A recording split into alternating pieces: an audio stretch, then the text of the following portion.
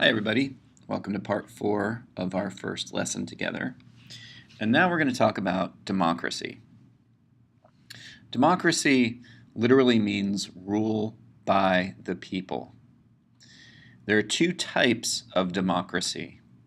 There is number 1, direct democracy, and number 2, there is what's called representative democracy, which also can be called republicanism.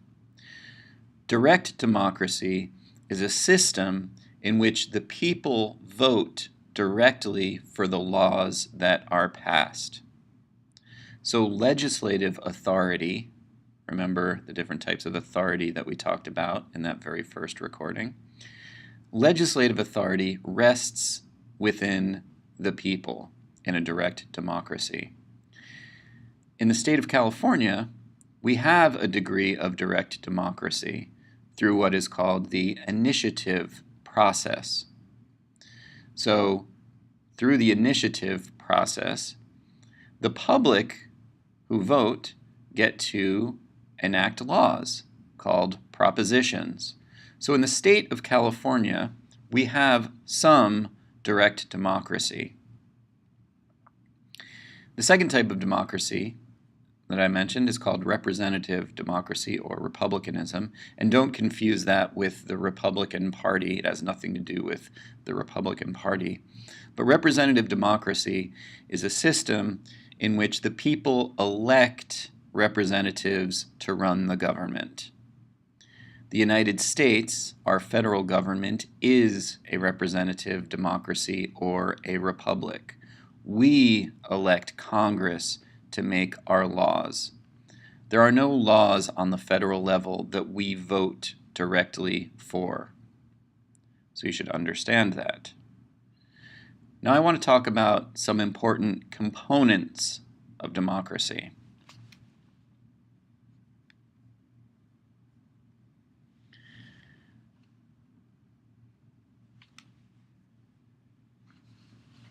Democracy is a little more difficult to define than you may imagine. When I was just talking about authoritarian governments in the previous recording, I said that oftentimes there will be elections in authoritarian governments. The question is, however, whether or not those elections are legitimate.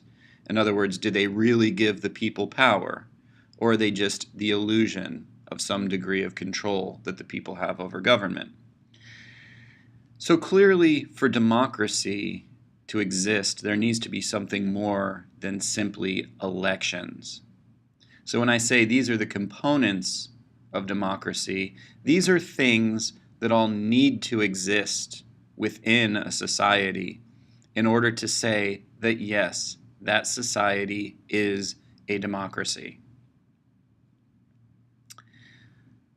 I also want you to understand that no democracy is 100% perfect. No democracy has 100% of all of these things I'm about to talk about. And I'll get into that throughout this discussion, but I just sort of want to throw that out there at the beginning so you understand. So, first off, for a democracy to exist, it needs to have voting/elections. This is the actual physical mechanism of democracy. The people need to have the power to vote. But just saying that the people vote isn't enough. Those votes need to be accurately counted. Elections need to be free and fair. The people have to have a choice between more than one candidate. And the people have to have equal access to the ballot. So, when I say that no democracy has 100% of these different components, what I mean by that is we have voting and elections, but not everybody in our society can vote. Some people can't vote by law, and then some people are prevented from voting because of different circumstances. 100% of our society does not vote in elections. So, who's left out of the process? In a lot of states, people who've been convicted of felonies, even if they're no longer in prison, are not allowed to vote. Immigrants, people who are not citizens of the United States, are not allowed to vote, even though the laws passed in the society do certainly affect them. Children are not allowed to vote, though laws passed in society affect those children. And then there are people for whom it's much more difficult to vote, though they can vote legally. So, for example, in the United States today, and this is something that's increasingly an issue, that by law, if you have a full-time job, in other words, if you're working for one company or individual for 40 hours a week or longer, that company needs to legally give you time off in order to vote. But if you are working part-time, your boss does not have to give you time off to vote. Why is this a problem? Well, because more and more people are not working a single full-time position. They are working a group, or they're sort of stringing together a living by working several part-time jobs. And none of those bosses need to give you time off to vote. So for a lot of people who work 2 or 3 or 4 part-time jobs, oftentimes those folks need to make the choice between work and getting paid or voting. And most people in that position will choose to get paid because they need to pay their rent, pay their mortgage, put food on the table, pay college tuition. So it's a difficult situation. On to the second component of democracy, and that's this thing called justice. There's a term that we throw around a lot without really understanding exactly what it means. In a democracy, we expect what's called justice, and this concept called the rule of law. That's an important phrase that I want you to understand, the rule of law. And it's based on the idea that, number one, everybody is going to be treated equally under the law. And then number two, that there are going to be constitutional limits placed on government. In other words, government can't do whatever it wants to do. So again, as with the first component of democracy, we can say that the United States is not perfect when it comes to justice or the rule of law. Everyone is not treated equally under the law. For example, if one has a lot of money and one is accused of a crime, that person can afford a good attorney and has a much greater likelihood of being acquitted or not being convicted of that crime than somebody who has to rely on a public defender or a defender that's appointed to somebody because they couldn't afford a lawyer on their own. Also, more and more, and we will talk about this later in our class when we have our class on due process, more and more public defenders are pressured by the court system itself to encourage their clients to accept a plea bargain and to not go to trial, even if that person is innocent. The argument that defense attorneys often make is that if we go to trial, you don't have a very good chance of winning, and you're likely to serve, say, 3 years in the state penitentiary. Whereas if you plea guilty,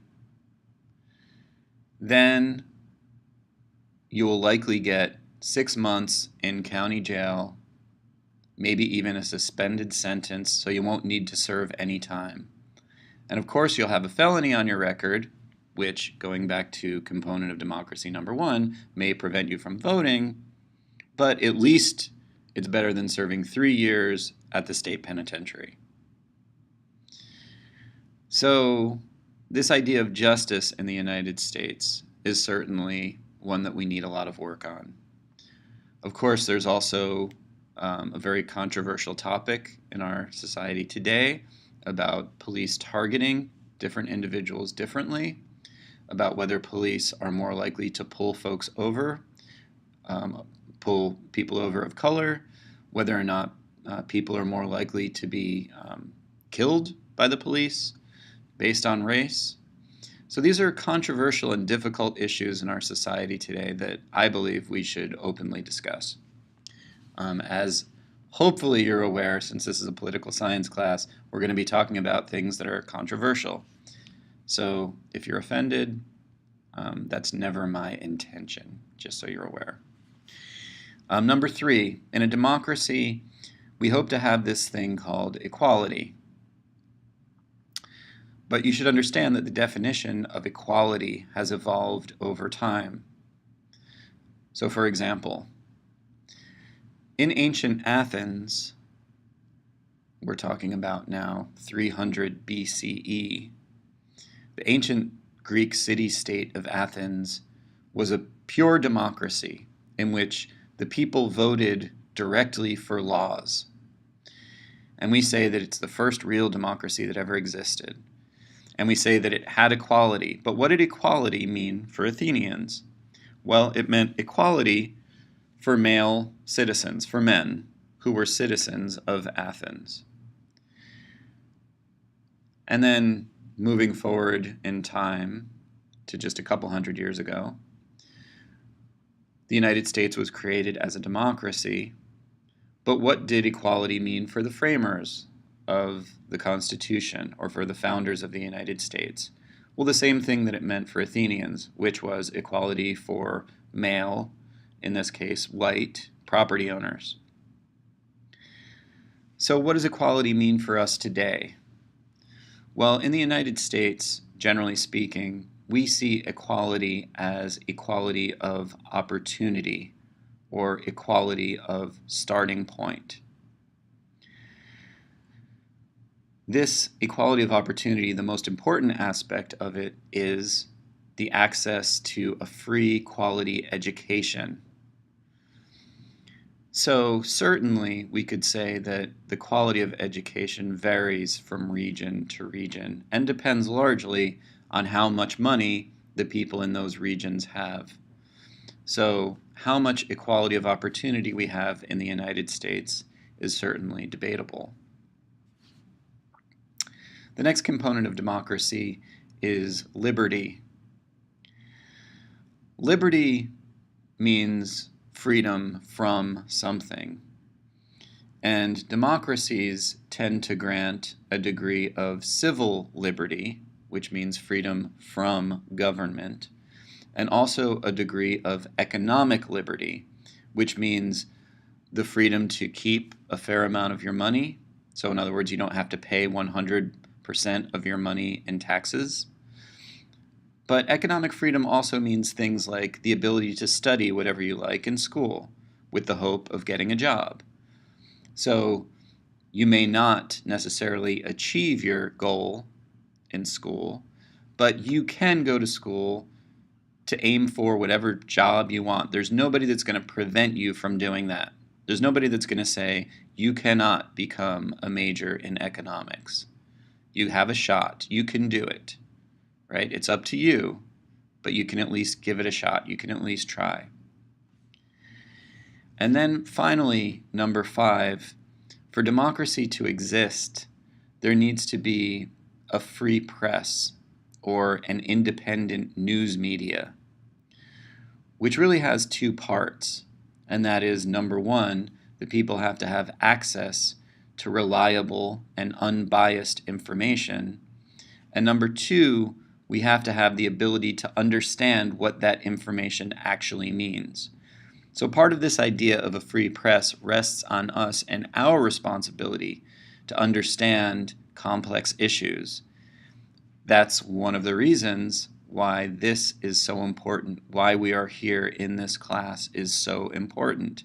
It's to understand how government functions, why it functions the way it does, where it may not be functioning correctly, what parts of our society we might want to improve. And we can really only make those arguments accurately if we know how government and society functions. So I want you to understand that. Okay? Now I would like for you to take a break before we move on to our next subject. I would prefer for you not to jump right into the next subject, which is also part of our first week together. I would like you to read chapter 1 of the text. I would like you to perhaps reread the notes. I would suggest that you write down the notes in your own handwriting because that will help you to absorb them. I would like you to email me if you have any questions. I would like you to come to my office hours if you'd like to discuss this information with me.